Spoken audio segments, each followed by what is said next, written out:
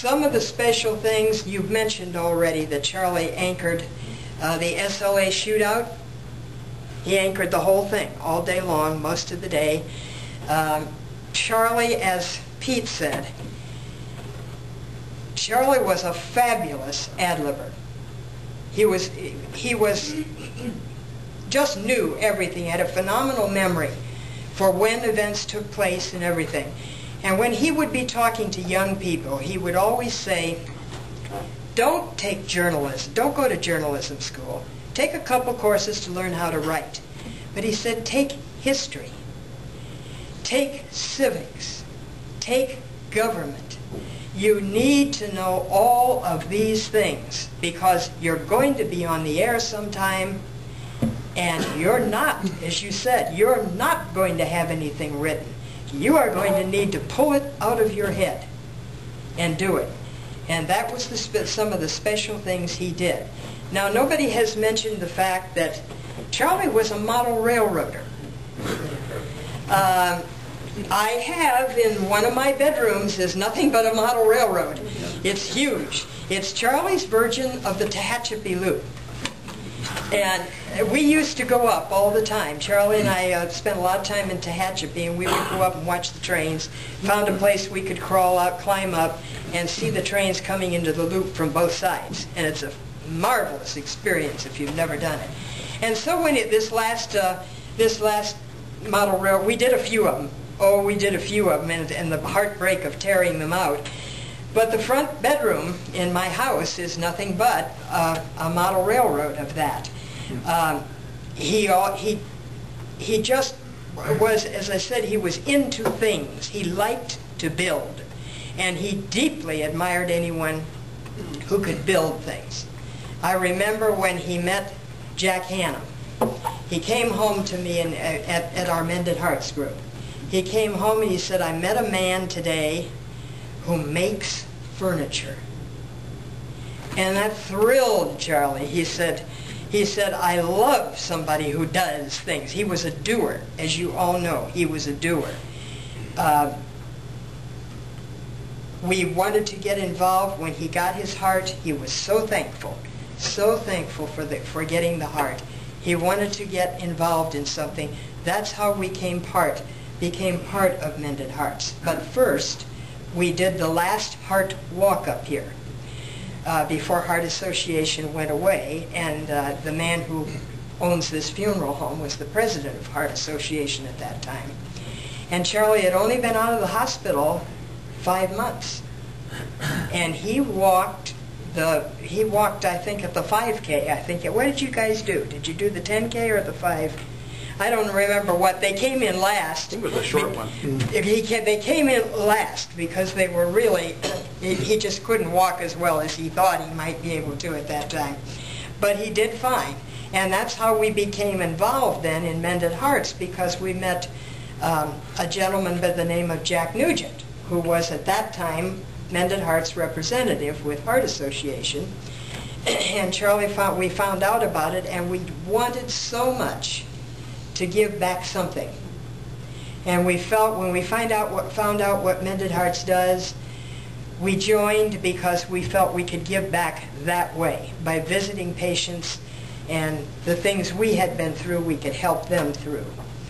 Not going to talk about memories of the last 3 or 4 years were not good with Charlie's help and that. So I have talked basically, Celeste, bless her heart, brought up the pet sitting. Charlie got a chance for a really nice buyout to leave KFWB early. But we needed to make a little money until we got able to get Social Security and that. And so we found out our neighbors at that time had a dog. And every time they took it to the kennel when they went someplace, it came home sick and all messed up. And so, being computer people, I went on the internet and I put in the words pet sitting. And believe it or not, up came the National Pet Sitting Association. There really is one. And from them, I got all kinds of instructions on how to do it, and we became pet sitters. We called ourselves pet huggers, as Celeste told you. It is still going. We sold the business to one of our clients when Charlie went on the heart transplant list. It was a fun thing. We're both animal lovers, and we loved it. We worked our tails off, 5:30 in the morning till 9:30 at night, because we had to do all the paperwork 7 days a week. Our Christmas dinner was a Marie Callender turkey dinner shoved in the oven quick, because at Christmas time we would have as many as 30 sits a day. We had 160 clients that we, as Celeste was talking about trusting, we had the keys to 160 people's homes. And never lost one. We were insured to replace their locks if we were fully insured, but we never did lose one. And those are the memories that I have. Going to the ball games. Charlie, we both like the Jethawks. We go to the Jethawks games. When Charlie got too bad to be able to walk, I bought him a scooter. And we went in where the wheelchair people go. And we went in the scooter and we rooted for the Jethawks. And he was well enough to go to one of their playoff games this year when they made the playoffs. Baseball, he was a Dodger fan from life. I found that out in reading from a neighbor of his across the street. A neighbor across the street, he lost contact for many years. They made contact again in the 90s, and we've seen them many, many times. So many of the people from KFWB I worked with too. So I know you also. Some of you came after me. Those are the wonderful memories that I have with Charlie. 33 years full of it. And I will always think of him that way. Not really like he was the other day when he just couldn't make it anymore. I thank all of you for coming, and especially you people who got up and said something. Thank you so much. It's good to hear your memories. The boys are here now. They'll be going home. My wonderful friend, Steve Baker, who I don't think I could probably get through things without his help from now on. He will be at my side forever.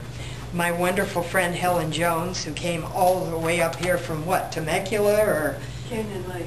Oh, Canyon Lake. I worked with, when I came over here from Hawaii, I worked at KFXM and KDUO in San Bernardino. And she was my favorite salesperson. And Helen came up, we got to know each other quite well. I'm very happy to see most of you here. I'm sorry it's under these circumstances, but I hope you will come to the reception. I think Steve's going to tell you how to get there. Let's have a KFWB reunion.